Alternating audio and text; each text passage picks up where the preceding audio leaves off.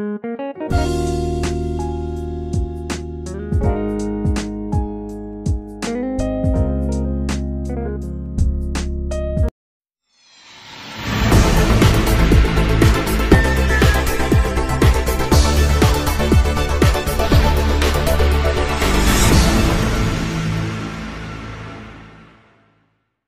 mercredi dernier, à savoir le 25 novembre dernier, un avion Boeing 737-800 de Tassili Airlines, la deuxième compagnie aérienne publique en Algérie et filiale du groupe Sonatrach, a dépêché un avion à Paris pour rapatrier vers Alger plus de 130 personnes. Ce vol spécial a décollé depuis Paris vers 12 h pour atterrir vers 14 h à Alger et à bord de l'avion de Tassili Airlines, il y avait pas moins de 130 personnes. Or, cette opération de rapatriement a été organisée dans la plus grande discrétion et à l'aéroport international d'Alger. L'information de la mise en place de ce vol spécial n'a été communiquée aux agents aéroportuaires que le mercredi vers 11 h afin d'empêcher la moindre fuite compromettante.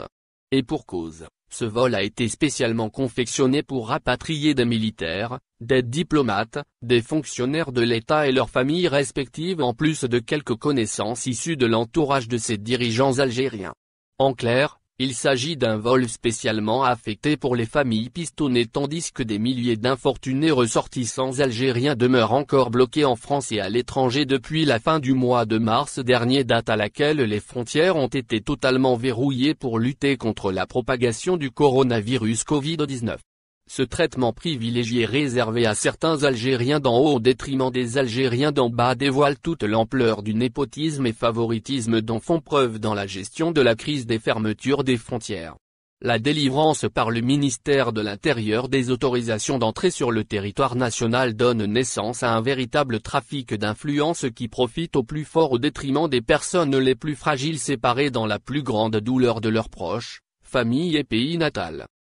Au final, n'oubliez pas de vous abonner à la chaîne et appuyer sur la cloche pour recevoir toutes les nouvelles.